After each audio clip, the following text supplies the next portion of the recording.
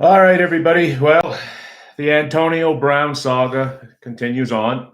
And as of today, it looks like he's going to play this coming Sunday for the Patriots in Miami against the Dolphins. And so it continues. Yesterday, he was at practice. I guess apparently afterwards he was at Tom Brady's facility, whatever it is, TB12, whatever he has going on there. And the guy's on there, doing his Instagram thing once again. Personally, it gives me great pain to have to talk about this guy any more than I have to, but he is in the headlines. And I think my view is a little bit different than a lot of other Patriot fans. Personally, I would just applaud and clap Goodell if he would put him on the exempt list, and that's it. We're done with it, right? $10 million. What's $10 million? $9 million. What is that to Robert Kraft? Nothing when you have billions. So yeah, I don't care about the other guy's money in this instance. This guy is just a complete utter pain. Just as many have said, won't even, there's no proof that he yet has, is guilty of his alleged crime. Maybe he didn't do it. Who knows? But here's the thing. Too much controversy comes with this man. He is a sick individual who is in need of help. And you know what? Not that it's going to happen, but any professionally worth its salt would do something about trying to, help this individual become a better person, help him to realize what's going on with him. One of the things I've watched the last couple of days, the press conference with Belichick. You know what, Bill? I hope these reporters are relentless. Relentless. I hope you have to sit up there for as long as it takes to squirm and squirm and squirm and walk out of press conference. I hope it goes on and on and on for what you have brought into New England, what you have brought onto this team. Watching Tom Brady yesterday, it's one thing when Tom had to answer questions about Deflategate. All right, that's something that directly involved him. It was an accusation. He had to account for it, defend his side, all of this kind of thing. Right?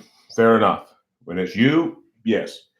But to watch him, the greatest quarterback of all time, all accounts, a stand-up guy, a leader, a good man, good family man, good husband, all accounts, all looks good. So we can only go by what we know, right? Just like we can only go by what we know with Antonio Bryant. But we know this about Antonio Brown, is he's not a good cat. But to watch Tom have to squirm like that, and you know something? I've been listening to a lot of different ones on here, on YouTube. Skip Carey, Skip Bayless, Shannon Sharp, Matt Kellerman, who else? Stephen A. Smith, a whole bunch of them. And I know some people aren't fans of those guys, and whatever. But most people, when they talk about this, are starting to wonder, you know what, is Belichick setting things up? Because let's face it, Belichick does welcome the opportunity to play a year or two without Brady, because it is a thing to him. It may not be to Tom, who knows, but to Brady, to Belichick, it's a big deal. And the fact that he brings this guy in here and will tolerate what he tolerates, because when you look from the outside, his behavior, even as of yesterday with the Instagram thing, that is not the Patriot way. That is not what has been allowed for 20 years, almost 20 years of him being there, right? It doesn't happen. And now, all of a sudden, it's permissible. Oh, so we'll see. Shouldn't maybe jump so fast, but nothing come down today with regards to it. There was no, okay, you know what, he's not gonna play. Like when you take into account Malcolm Butler was kept out of the Super Bowl for the most stupidest, heinous fucking reason 2 years ago. But you couldn't overlook that and start the best corner in the game. You couldn't overlook that and let him play. But you'll overlook this guy's series of fucking bad behavior and let him keep playing. I think the cat's out. He's going to play. He's going to, doesn't matter how, unless the commissioner himself exempts him, or he gets, like, comes down to charges, criminal charges, he's going to play. Make no bones about it. He's going to play. And it would not surprise me, even if a criminal charge comes, Bill would still have him playing. I think this is where it's gotten to with the Patriots. And the other thing which takes away, which I don't like about this, is this asshat is now going to continually get the headlines for our team. And he doesn't deserve anything. He really doesn't deserve any of the time. And very little more of my time will be given to this subject. Very little. Can't say I won't mention something, because you never know what the hell will come out. And we like to kind of try to stay on top of stories. But I'm not going to beleaguer this thing to death. It's embarrassing to have this guy on the team. It just, I'm telling you, it really challenges you as a sports fan. And you really need to separate sports entertainment from real life. You really do. And I guess the approach to it is like watching a movie, right? We all we watch different movies. We support different actors and actresses. And there are some scenes in those movies that are not very wholesome. They're not moral. They're not ethical. But we support the movie by watching the movie. We either buy it or we pay it on Netflix. We pay to go see it, whatever the case might be. We pay cable to watch it. It's on another, whatever. You know what I'm talking about. If you watch those movies with those kind of scenes, we're supporting it, right? So I understand the parallel to sports, because sports is entertainment. And I think, end of the day, that's what I have to really try to bring myself to the point. But as we know, when it comes to sports fans, there is an emotional attachment to your team.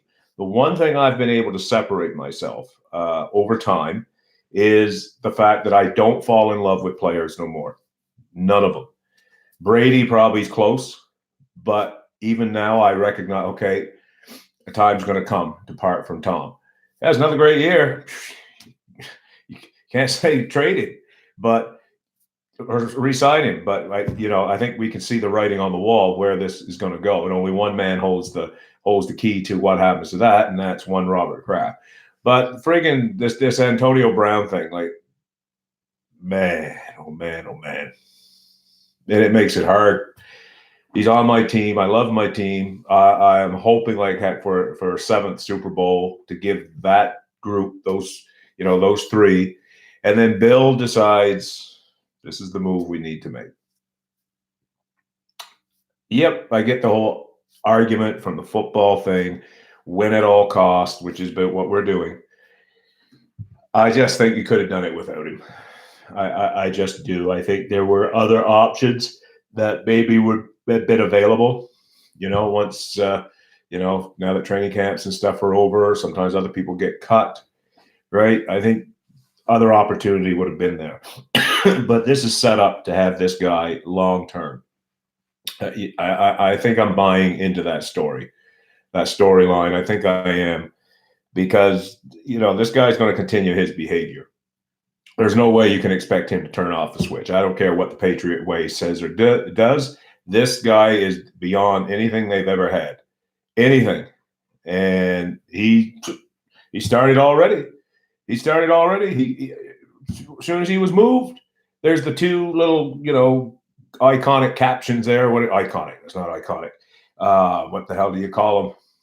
Can't remember. Anyway, cartoonish things. Him sitting on a bank of money and in a Patriots uniform and business boom and all that. They don't do that in New England. Who does that? Who does that and gets away with doing that behavior? Nobody. And then yesterday, again, as I mentioned earlier, the whole Instagram thing. I thought about joining his Instagram account because I just want to see just how bad it really is. I won't do it. I can't do it. Will not do it. No, I'm not that interested in him to do that. So anyway, got to get ready to head off to work. That's kind of what I'm finishing Friday with. Looks like Brown's going to be in there. I know. I'm a Patriots fan. What can I say? He's on the team, right? Makes it hard. It just makes it hard. So I guess I'll cheer for the guy. I'm going to root hard for the guy who throws the ball to him and we all know who that guy is and stuff. So anyway, just a quick announcement. Saturday Night Sports, guys, has Mem. Thank you, Michael. Appreciate that. Sunday Night Sports, guys, is now on Twitter. You can find our Twitter information in the information in the description, as well as our Facebook page. And we will be going live next Tuesday night, 6 o'clock Mountain Time, with our Sunday Night Sports Guys show.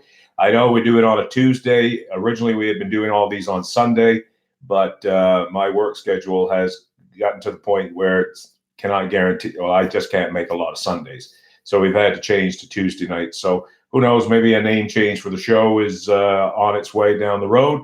But for now, we're kind of staying with what we got. I really like the logo. I think we have a catchy logo. I think that would even look good on a T-shirt, to be honest with you.